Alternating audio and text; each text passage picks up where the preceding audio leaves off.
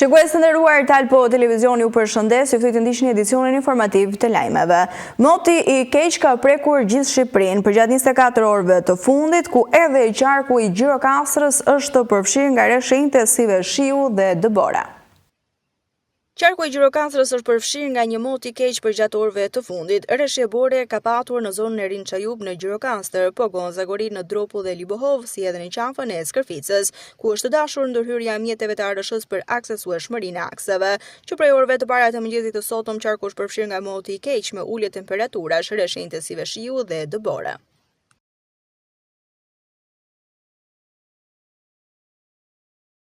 Ndryshojmë natyrën e informacionit. Regjimenti i Këmbësorisë së Jugut ka zhvilluar në Gjirokastër stërvitjen kompaktuese në nivel batalioni. Qëllimi kryesor i kësaj stërvitjeje ishte testimi dhe rritja e gatishmërisë operacionale.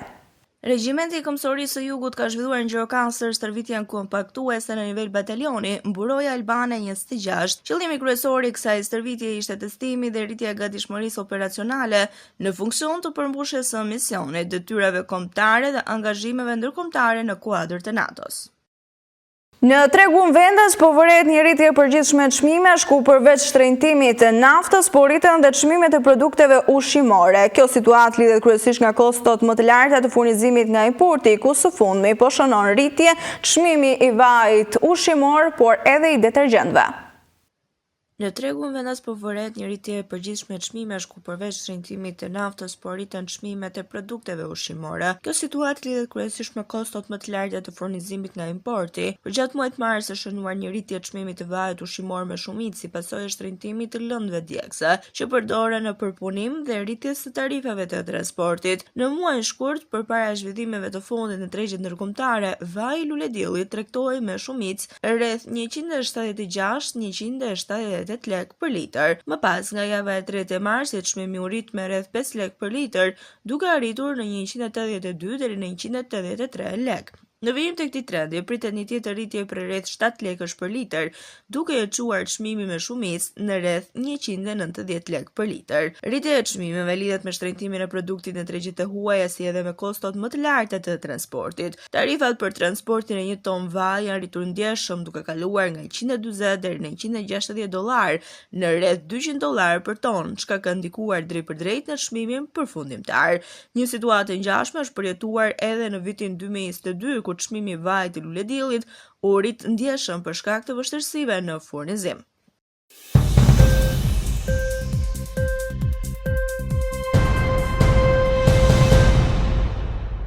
Pas rritjes së çmimeve të karburanteve me 22% dhe të vajit ushqimor deri në 8%, prodhuesit paralajmërojnë se shtrejtimi i pritet të preket dhe preparatet larëse dhe detergjentët. Shumë lurë larës prodhohen në vend, por lënda e parë importohet nga jashtë. Sapunet larës vijnë kryesisht nga importi. Prodhuesit vendas pohojnë se furnitorit e huaj kanë njoftuar për rritje të çmimeve të lëndëve të para nga 15 deri në 20%, krahasuar me periudhën para nisjes së luftës. Rritja e çmimeve të lëndëve djegëse ka ndikuar drejt për drejt në shtimin e kostove të lëndëve të para në fabrikat jashtë vendit. Kosto shtesë, prodhuesit llogarisin edhe tarifat e shtrenjtuara për transportin, duke llogaritur kohën e ardhjes së furnizimeve të reja që variojnë nga 30 deri në 45 ditë. Prodhuesit e detergjentëve parashikojnë se çmimet e reja në treg do të reflektohen në nisje të muajit maj. I bashkëmangshëm shtrenjtimi i çmimeve pritet të jetë edhe prej importuesve të preparatave të gatshme që importohen nga jashtë, ku sipas të dhënave të tregut, mësohet se ka patur shtrenjtim të çmimeve nga furnitorët e huaj. Në mars të vitit 2022, me fillimin e luftës në Ukrainë, çmimet e preparatave larëse të prodhuara në tregun vendas u rritën gati në 20%, gjë që pati ndikim edhe në Shqipëri. Sipas dhënave të Instat, për vitin 2025 u importua një sasi prej 68.3 milion kilogram për grupin sapun, preparatet larëse, lubrifikues, qirinje të tjerë, krahasuar me 2024, importet e grupit u rritën me 2%. Prodhuesit vendas e detergjentëve kanë ngritur shpesh shqetësimin se rënja kërkesës së konsumatorit po ndikohet nga ndryshimet demografike dhe migracioni, përjedhoi prej tyre ulës sasia e importeve të lëndëve të para prodhuese të detergjentëve.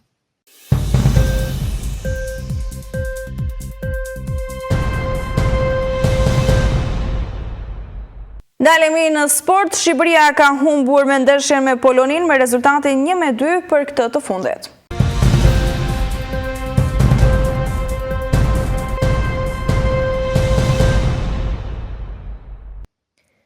Ëndra botërore për Shqipërinë është të shuar, ku qenëzit u poshtën 2-1 nga Polonia me përmbysje në sfidën e parë të play-offit. Shqipëria e mbylli pjesën e parë në avantazh pas golit të shënuar nga Arbër Hoxha në minutën e 42. Në minutën e 54 Nedim Bajrami humbi mundësinë e art me një penallti në lëvizje, ndërsa 9 minuta më vonë polakët barazuan me Lewandowskin. Mundësi të art për avantazhin kishte edhe Pilo në minutën e 74, por i vetëm me portierin u ndal nga ky i fundit. Në aksionin e radhës, Polonia shënoi golin avantazhet e të fitores me Zilianskin. Rezultati nuk ndryshoi deri në fund, me kuqëzin që eliminohen në një ndeshje ku meritonin më shumë.